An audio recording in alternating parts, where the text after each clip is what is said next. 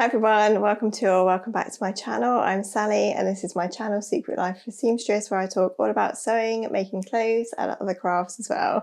I hope you're all doing really well today and thank you for being here. So today's video is going to be a catch-up video, and it might be quite a short one actually, because I don't know if you can hear or not, but I've been very croaky this week. So last week I did have to miss a video because unfortunately my daughter had been unwell and also our dog as well. It was a bit of a week. And then earlier this week I sort of came down with the same kind of throaty, chesty thing that my daughter had had. So yeah, I'm feeling better now anyway. I was feeling quite a lot better yesterday. So I really wanted to just pop on and have a little catch up with you all. It's not the video that I was planning to put out for this week, but nonetheless, I just thought I'd pop on and catch you up with a few things. So yeah, as well as my daughter being poorly, our little dog has been a little bit unwell as well. Well, not unwell, he's had a limp for over a week now and we're not quite sure what's causing it. He's not in pain in any way actually, and he's still kind of walking around and everything. He's just walking on 3 legs. So yeah, we're taking him to the vets and they've given us painkillers and things, and we've got to see how it goes really and try and rest him. So at the moment he can't go on any walks, which is horrible really. I hate not being able to take him for a walk, and I just hope that, well, I just wonder if he knows what's going on and he isn't thinking, why isn't anyone taking me out? But obviously he needs to rest it. But it's weird for me as well because I'm so used to walking him and it's quite a big part of my routine to walk him as well, and I like to sort of get out and get my steps in and things, so I haven't really been doing that as much. Obviously I could go for a walk on my own, but for some reason it just feels weird to do that now because I'm so used to going with him. So yeah, that's a bit of an ongoing saga. He is still limping, but he is putting a bit more weight on it now, so I think we're going to see how it goes over this weekend, and if not, then he may need to go back to the vets for an x-ray. I just thought I'd let you know that because I know a lot of you do love to see him in the videos and he does feature quite a lot. So yeah, that's a little update on him. So yeah, it's been a bit of a funny couple of weeks, but nonetheless, yesterday me and my mum did manage to go up to the, or down to the, I should say, Knitting and Stitching show in London. So as I've mentioned before, we really like to go to the Knitting and Stitching show every October. It's a bit of an annual tradition really. So I go mainly for the fabric and the sewing stuff, and my mum is quite a big knitter. She likes to knit and crochet, so she goes for the yarn and the wool as well, although we do both like to look at both things, if you know what I mean, as well. So yeah, it was really nice to go again. It feels like that whole year has flown by because I did a similar video this time last year sharing everything that I bought at the Knitting and Stitching show, and I couldn't believe that it'd been a year. So normally when I go to the Knitting and Stitching show, I go with a little bit of a list, but yesterday I just had absolutely nothing in mind. I didn't have any plans for anything that I wanted to buy or anything. I was going completely open-minded, and I just thought I'm just going to go and see what catches my eye and see how I get on and see what I feel like I want to buy. So that was really nice actually. It was quite nice not to go and be looking for anything in particular. Oh, before I get on to what I actually bought, I'll just mention quickly what I'm wearing. So today I'm actually wearing a bought dress, a ready-to-wear dress, and this is actually from New Look. So this is actually a knitted rib dress, or a rib knit dress I should say. And I've bought 2 of these dresses and I really love them, and I wore this yesterday to the Knitting and Stitching show, and I thought I'd just pop it on again for you today to show you because I forgot to take any photos yesterday, and I was going to get my mum to take a picture of what I was wearing and just completely forgot. And I think that's a sign of a good day really, isn't it, if you do forget to take photos. So yeah, no photos, but I put this dress back on today and then I took a quick mirror selfie to show you what I was wearing yesterday because I styled this dress with handmade items, so it's a kind of mix of ready to wear and handmade. So I wore this dress with my Ilford jacket, and I'll put in a picture of what I was wearing. It's really funny weather here again. We are into autumn, but it's really quite warm in the day. So you really just don't know what to wear. It's cold in the morning and we set off quite early, so it was quite cold when we left, but then obviously throughout the day when you're actually at the show, it's really quite warm. So I wore my Ilford jacket over the top of this dress and I styled it with a pair of trainers. I was going to wear a pair of black boots, but I just thought I would be absolutely boiling. So, and of course trainers are really comfy as well. So yeah, that's what I wore yesterday. And I think these dresses will be really good going into autumn and winter time. As I say, I've got this colour and I've also got a black colour, and yeah, I think they will go really nicely styled under some of my handmade things like Logan jackets, like my Ilford jacket, cardigans, and things like that. And they're really good for wearing with different kinds of footwear as well, like trainers and boots and things like that. So that was 2 ready to wear purchases that I made recently. So first of all, I will just do a little haul of everything that I bought yesterday, because I bought quite a nice variety of things, I think. And then I'll just move on to a couple of bits of what I've been sewing and some knitting and things like that. So first of all, I'll just do the fabrics that I bought. So I didn't buy a huge amount of fabric yesterday because, as I say, I didn't really have anything particular in mind. So rather than buying tons and tons of fabric, I thought I would focus on some really nice ones that I could buy that were a little bit more pricey. So no specific plans for either of these actually, but I think they're both going to be a dress of some sort.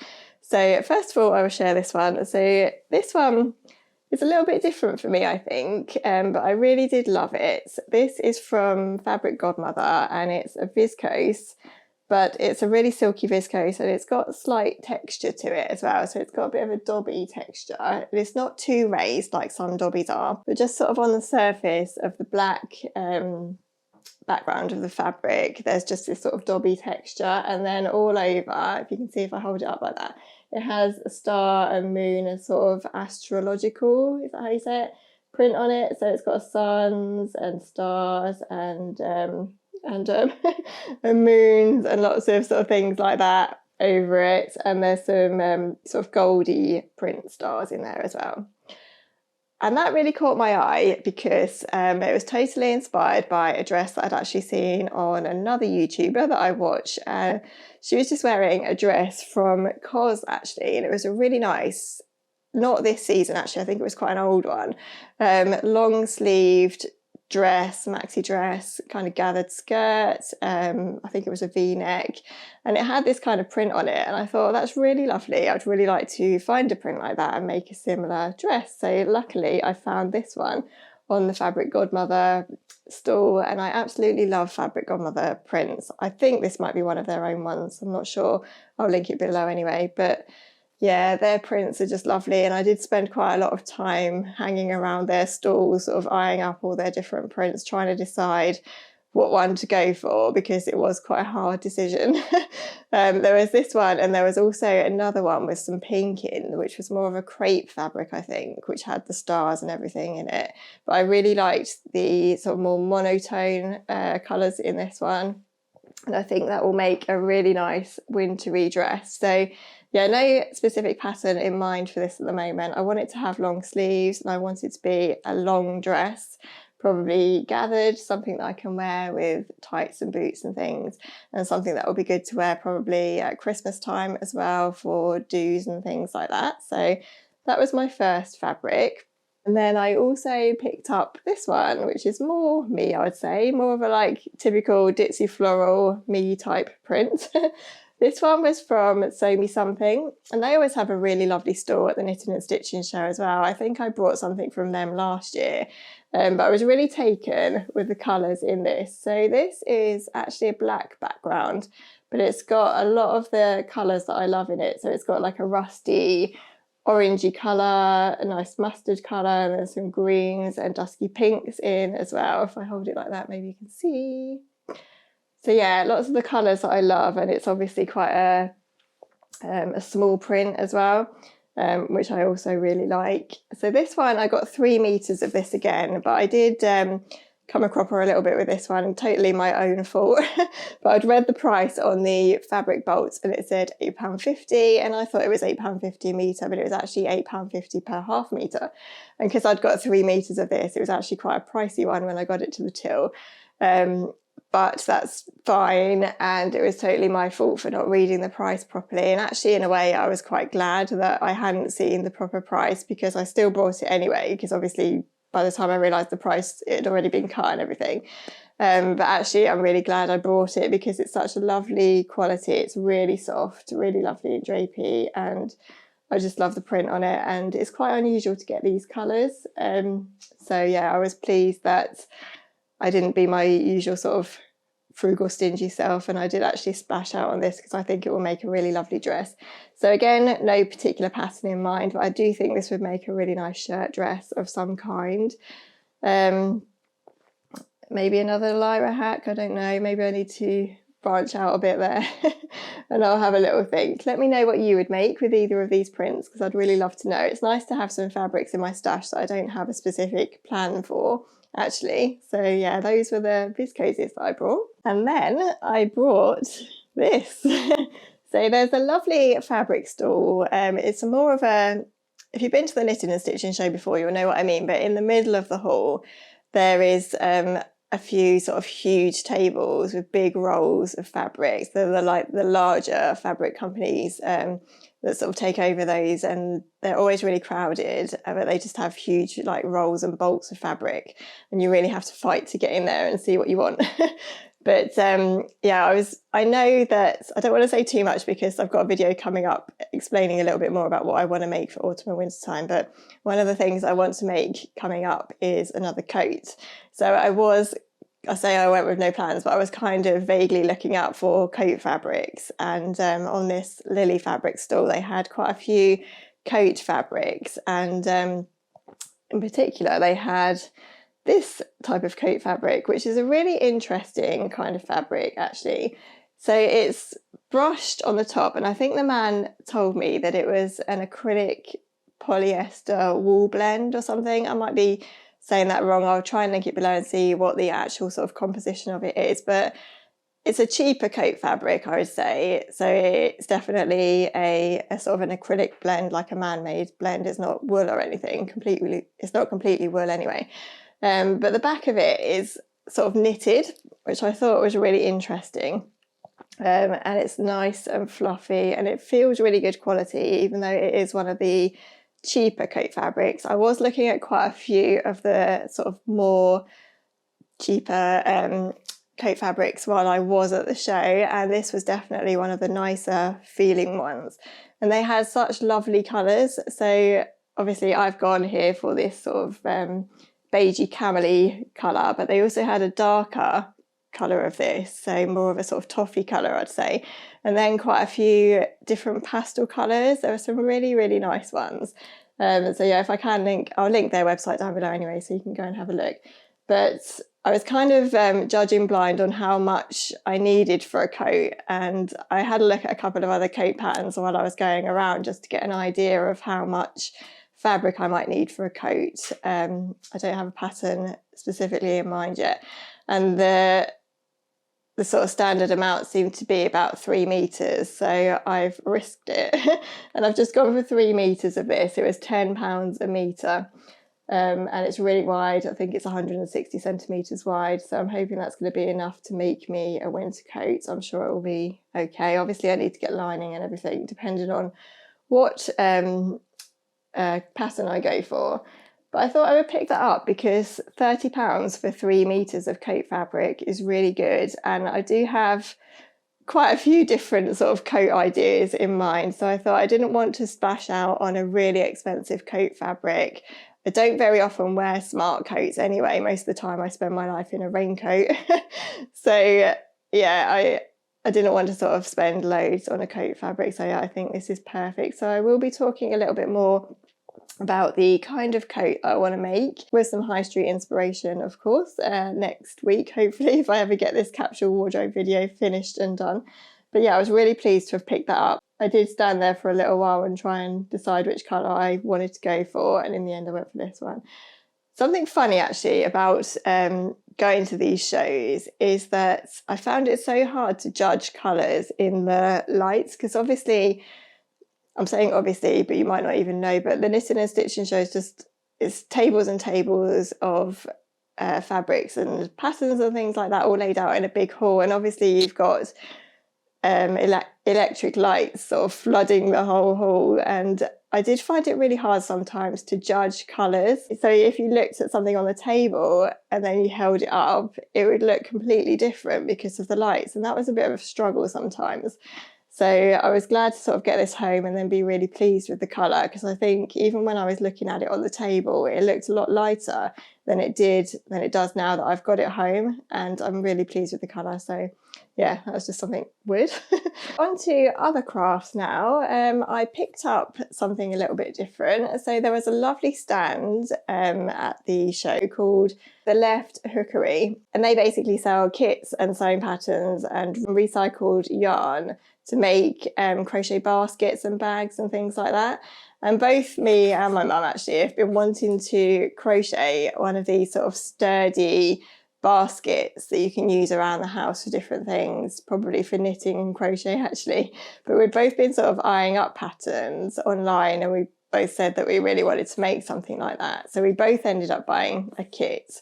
And so this is how the kit comes. I thought I would just show you it like that because it looks so nice before I show you what's in it. So there are various kits and different baskets, sizes and things that you could buy. I'll put in some photos actually if I can find some so that you can see what I'm talking about. But yeah, there were loads of different kits that you could buy basically. I decided to go for one of the smaller crochet baskets because I've never done anything like this before, so I wanted to see how I got on. So here is a picture, hopefully you can see that, of what I'm going to make. So on the stand was really lovely actually. They had it all set out sort of with the baskets with plants in and crochet hooks and things. It was a really attractive stall, and I think they'll probably make a lot of sales there because the kind of baskets and things that they're selling are really quite trendy. So I bought a little kit to be able to make one of those baskets, and the inside of the kit looks like this, if I can hold it without tipping everything out. So you get this sort of really chunky recycled yarn. It's like rope almost actually. And then in the kit as well, you get a really chunky crochet wooden hook. They also give you a little label, which I thought was really nice. So when the basket's done, you kind of sew the label over the top like that. And it looks really nice and quite modern, I thought. And then as well as that, you get, if I can find it, a little stitch marker like that. And they had loads of different colours of these, and they just pick one for your kit. My kit was already made up. And then you obviously use that just to see where you are in your round. So I'm really excited to have a go at that actually, because I've never actually crocheted anything like that before. At first glance at the pattern, it doesn't look too difficult, the one that I've chosen. So yeah, I'm looking forward to giving that a go. And I thought it was a really nice idea. I think the idea of their stand is that everything is zero waste, and the yarn is sort of made out of recycled cotton. I hope I'm saying that right. I think I am. But yeah, it's a zero waste type stall. So yeah, it's really good for the environment and it's really sustainable and everything. And I've wanted to have a go at something like that for a while. And if I can, I'll just put a picture in of the kit that my mum bought as well, because she bought a bigger basket. I think she's going to use hers for putting knitting and stuff in, as she went for a navy blue. So the stitch of her basket is slightly different and more difficult probably than the one that I've chosen, but she's a bit more of a crocheter than I am, so it will be interesting to see how we both get on with those. And if I can, I'll share a picture of hers as well as mine when she's done. So I'm glad I got that actually. It was really nice to buy something different and support another little small business that I'd not heard of before. So I'll tag them below as well in case you want to pop over and see what they've got. And then also in yarn craft, there's another stall there at the show called Black Sheep Wools, I think it's called, or Black Sheep Yarn. And they always have this mountain of packs of yarn in the middle of the floor, or the middle of their stand, and you just have to rummage around really and have a look and see what they've got. But they sell yarn by huge packs, and it's so much cheaper than if you were buying like individual balls. So if you are looking for wool or yarn, it's a really good place to go to have a look and see what they've got, because yeah, you do get a good bargain. So I wasn't necessarily going for wool yesterday, but I did end up buying myself a pack of this lovely Serdar Cashmere Merino Silk yarn. This is a DK weight. And it came in 50-gram balls, and this was the pack that I bought. So I just got the 2 balls out to show you what it was like, but yeah, there's 10 balls in this in total. So this would have been £59.90, but I got it for £29.99. So I thought that was really good value, and I love this colour, and I've been thinking about knitting something brown for a while, and because it's DK, even though I don't have a pattern in mind, hopefully it will be suitable for quite a few different things that I've made in the past. For example, another Whitmore cardigan maybe, or even another Rosa cardigan, or I'll have a look around and see if there's anything else that I can make.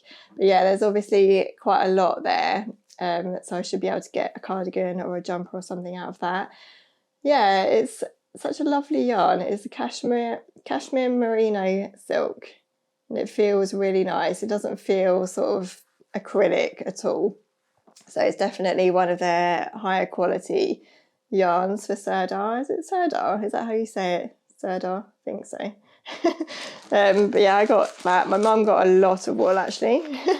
Hopefully she won't mind me saying. She got a pack of the same as this actually, but in red, and then some more different wool as well. Yeah, no sort of specific plans for that yet, but I thought it'd be really good to have in my stash. I don't always have a stash of yarn actually. I never normally get any wool until I've actually got a pattern in mind, so it'd be nice to have that. It might not be the next thing I make because I'd like to make something chunky next. I'll talk a bit more about that as well next week. But yeah, it'll be good to have anyway, and what a bargain to get that half price basically.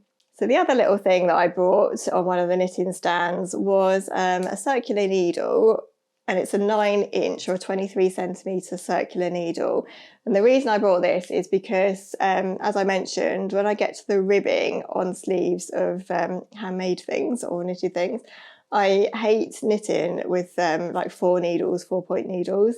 So people did advise me actually to have a little look for a really small circular needle that I could do the ribbing in. So yeah, this should be small enough to do that. So hopefully I won't have to sort of faff around with my 4-point needles anymore. I just get in such a muddle with it. I do it okay eventually, but it just feels horrible to do. So I'm hoping that it's going to be a little bit nicer to do with that one.